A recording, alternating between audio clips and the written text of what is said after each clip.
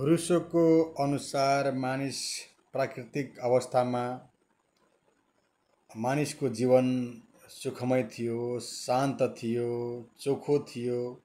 मानिस प्रकृतिको काखमा खुसीपूर्वक जीवन बिताइरहेको हुन्थ्यो। त्यसबेला उसलाई न केही कुराको भय थियो, न कुनै कुराको चिन्ता थियो। ऊ सज्जन जङ्गली थियो र थियो स्वतन्त्र, सन्तुष्ट, स्वस्थ र निडर। त्यसबेला मानिसलाई साथी सङ्गीहरूको खाँचो थिएन। त्यसबेला उच्च नीच, तेरो मेरो जस्ता भेदभाव र सङ्कीर्णताले ओतप्रोत विचारको कमी थियो।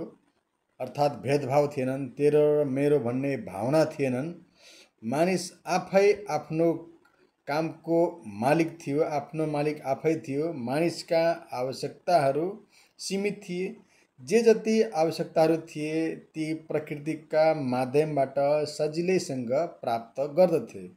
प्राकृतिक अवस्थामा व्यक्तिगत सम्पत्तिको उदय थिएन। त्यति मात्रै होइन, त्यसबेला ज्ञान, विज्ञानका कुरा, कला इत्यादिको पनि विकास भएको थिएन। मानिस पूर्ण रूपले वर्तमान प्रति मात्रै सरोकार राख्दथे। भविष्यप्रति उसलाई कुनै चासो अथवा चिन्ता नै थिएनन्।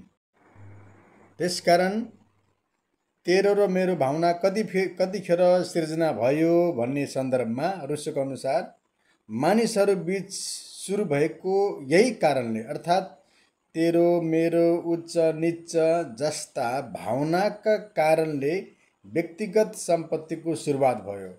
त्यो प्रथम व्यक्ति नै नागरिक समाजको वास्तविक संस्थापक थियो, जसले जमिनको एक टुक्रालाई घेरेपछि यो भनेको थियो कि यो मेरो हो र त्यसै बेलादेखि नै यो समाजको निर्माण भएको थियो, जब मानिसहरूले त्यसको देखासेखी अन्य स्थान र वस्तुलाई आफ्नो सम्पत्ति सम्झिन थाले अथवा सम्झिन प्रारम्भ गरे।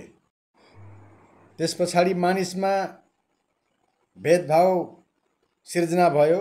मानिस बीच भेदभाव हुन थाले। धनी, गरिब, बलियो, कमजोर इत्यादि कुराको आधारमा भेदभाव हुन थाल्यो। मानिसले सुख शान्ति गुमायो। मानिसको जीवन विषाक्त हुन पुगे। अब मानिसको स्वार्थी प्रवृत्तिले काम गर्न थाले। टाठाबाट चलाक मान्छेहरू अर्थात् शक्तिशालीहरूले कमजोरहरूलाई कमारो बनाए। आफूहरूले पर्याप्त रूपमा फाइदा उठाए। अझै सामाजिक सङ्गठनका सत्ताधारी बने, कानुन बनाए, अरूलाई आफ्ना कानुनको मद्दतले सहाराले आफ्ना अधीनमा ल्याए। अब समाज बन्यो, समाज पनि बन्यो र बन्यो कानुन पनि। गरिबहरूको फ्रिडममा नयाँ हत्कडी लाग्यो र धनीहरूले नयाँ शक्ति प्राप्त गरे। रुसोले आफ्नो समयको समाजमा यिनै खराबीहरू देखा परे अथवा उनले खराबीहरू देखे। यसलाई समाप्त गर्नका लागि मानिस पुनः प्राकृतिक अवस्थाको प्रारम्भिक अवस्थामा फर्किन सम्भव पनि थिएन र व्यवहारिक पनि भएन, देखिएन।